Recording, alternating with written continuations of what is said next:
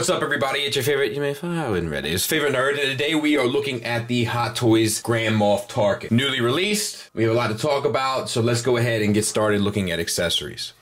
We basically have 4 options of posing hands. 2 for the left, 2 for the right, and then 2 pegs to replace for wrist pieces per usual, and 2 button replacements or little accent replacements.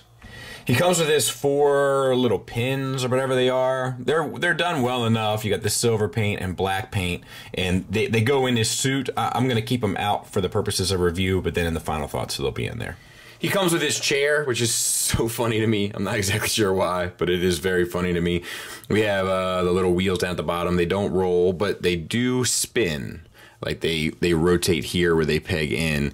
This piece, which mine has like a quarter turn left and right, but it doesn't really control anything. And then we have the chair itself, which is sculpted in this black plastic and looks nice enough. It's all very thin stuff, so I'd be very careful with this. And with him in it, it's kind of, it'll look fine. You get it posed right and everything, but it just makes his legs look very skinny. He just looks like an old, frail man to me, which I guess is, is how he looked, but I don't know. It'll do what you want it to do. I'm just not sure if it's the best way to display him.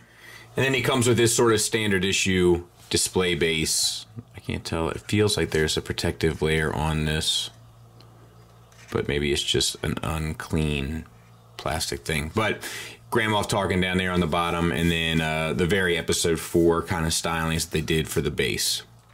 And I feel like this one is pretty spot on. I feel like he does look a little bit younger here than what we saw in the movie. I'm not sure if that is a sculpt issue, because like they have like this indented cheek bit there, which looks good. That gives him a little bit of age, but I feel like maybe there's not enough wrinkles in the mouth, or maybe his hairline isn't receding as much, or he's losing his hair as much, and probably could use a little bit more gray in his hair, and maybe a little bit more like red in the eyes to make his eyes look worn and tired. I feel like he's a little bit more youthful than what we see in episode 4, but not distractingly so. Overall, I think it's really well done. It definitely evokes the character. It's unmistakably Tarkin, and I think it's one of their better head sculpts overall. I just feel like maybe the age is like 10 years off, maybe 5 years off. At this point, at this point in your life, you just, the age just every year is like, it hurts. It's actually fairly challenging to find a full body picture of Grand Moff Tarkin, so I kind of did the best I could here. But the one thing I think they got really right is the kind of color and tone of the suit. It's like that green, gray look, which looks spot on to what I see in the film images. I feel like his sleeves do poke out a bit more, and it's not just this picture here, but with most pictures. I think they wanted to definitely give you the sleeve because the sleeve is there in the film, but I think at the same time, maybe they're a bit more pronounced. But as you can see, like the insignia, it looks perfect. The belt is spot on. The boots are the one thing I'm having a hard time finding reference photos of, but I imagine they're on point. I will say that the pants and stuff, like the little, I don't know, I'm sure somebody will tell me what they are. They always do. Those I call them horse riding pants. They look spot on to me as well. The boots look a little baggy to me here, but I'd have to compare it against a reference photo that I just can't find. If I did find it, I'll put it next to it. But just to my mind's eye, they look a little bit baggy. So let's talk about the soft goods. I think overall this works really well. I do feel like this piece, like it's a magnet, and it causes that collar to sit a bit up further than I would maybe prefer, but it's a very, very small nitpick. The belt looks tremendous. The collar pins look tremendous. The back of it looks great. I love the breakup, like between the boots material and then the pant material. The pants is actually like it's almost like I don't know. I'm no seamstress, but it's almost like a velvet. It's not, but it has like a fuzziness, for lack of a better term, but it does feel good. It does feel appropriate. There is a lot of play. We'll talk about that obviously in a minute, but yeah, really well done. We'll talk about the detailings a bit. The hands are painted beautifully. All sorts of shading going on. All sorts of sculpting going on with wrinkles in the hand, the fingernails, obviously, and then like the veins and stuff in the hand. All that stuff looks good. There's like age spots on the hand and everything else. Really well done. And then the face, per usual, which is, you know how I feel. I feel like you're usually paying for the face sculpt in the face accents. Beautifully done. I mean, like I said, I feel like we could have used a little bit more red.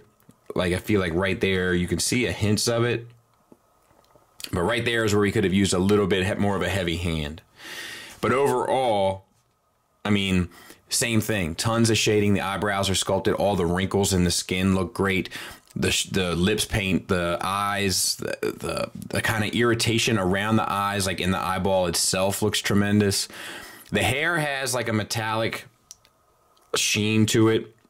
Some people feel a way about that. I personally like it. I like the way that it reflects light, so I'm okay with it. There's heavy shading in the ears and so forth. Like, it's well done. You know, I know I said that it looks a little younger, and I still feel that way. But for what it is perfect. Like, I think it's one of their best faces. But they're just getting better and better, honestly. Let's talk about articulation. So the head, I think, is on just a single ball peg. It might be a double ball peg from the head into the body, because it's not here. There's no neck break, so it's from the neck into the chest, rather. As a result, with the soft goods, it's a little limited. I really wanted to have his head down a bit more, and I feel very limited there. Up, you get a bit more, and I don't want that as much. And then you get the swivel, no problem, and you can give him a little bit of an attitude, but not much. The shoulders, disc hinge shoulders, they get you out to about there, so no problems. And they swivel to about there. The soft goods end up getting in the way. But it overall, you know, he's not a very dynamic character, you know, like in terms of posing, so I don't think it'll pose much of an issue for you.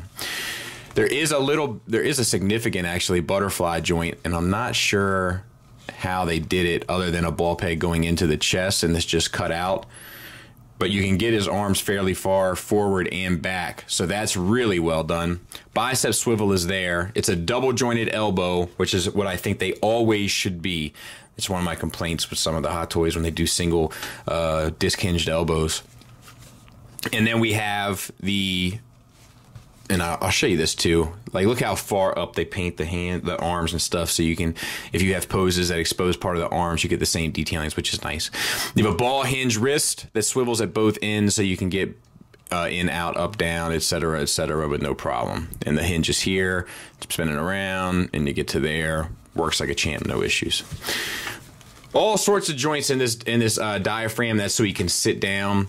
I think it's a single ball peg from the pelvis into the abdomen, and then a double from the abdomen from the chest into the abdomen. Also, this is all chrome here, so that's nice. So yeah, you can get him really far back, which is kind of pointless for his character, and really far forward, which helps him sit. So that's all good. Plus a swivel, you can get really, so it's all good. No issues there. The only issues I have really so far, the outward movement and forward movement of the shoulder, more so the forward movement. And then we have what feels like ball pegs for hips. Obviously, he's not a character that you would want in a pose like this, but you can still get it pretty far out and forward. We have a thigh swivel. We have a double jointed knee. Once again, that's going to help with him sitting down. And then, once again, a double ball peg from the shin into the foot, which actually gets you a significant ankle tilt up, down, and rocker. So I don't have any complaints with that. That's really well done. And the ankles is where I usually have an articulation point off, so to speak, with Hot Toys. But that's really actually well done. And I also love this gloss paint added to the, or the glossy plastic added to the bottom of the shoe. I love little accents like that, little breakup. Like that's what ends up making a figure really come to life for me, little stuff like that. Play Arts is known for doing that as well. Let's get into some final thoughts. Instead of a skit today, I just want to show you this diorama I'm working on of Jedha.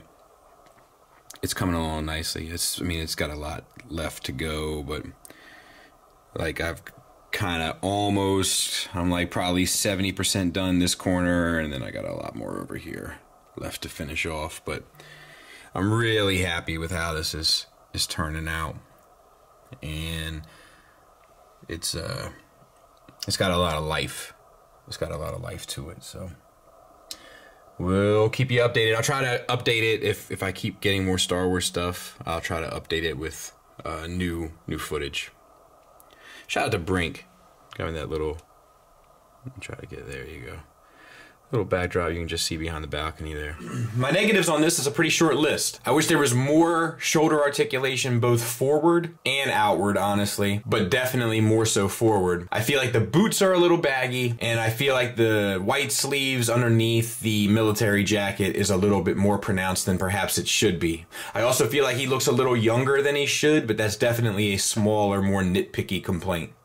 Far more positives though. As far as the soft goods go, this is definitely one of the examples where it works better than some of the others that I've looked at. All of the sewing is proportionate. All the folds seem to sit relatively appropriately. The boots are the only example where maybe it's a little off, but I'm not even 100% sure on that because it is pretty good. All the paint detailings is magnificent, from the face obviously and the flesh tones down to the accessories. The accessories, speaking of which, are awesome. Having that chair is a really nice touch. Of course, the collar pins and such, and plenty of posing hand options to give you a little bit of life for a figure that doesn't move a whole lot. Do you know what I mean? A character that doesn't move a whole lot. So yeah, it's a recommend from me. I think everything works pretty well. Just a couple little nitpicks along the way, but definitely one of the better ones that I have in my own personal collection. Thanks for listening. Thanks for watching. Until next time, take care.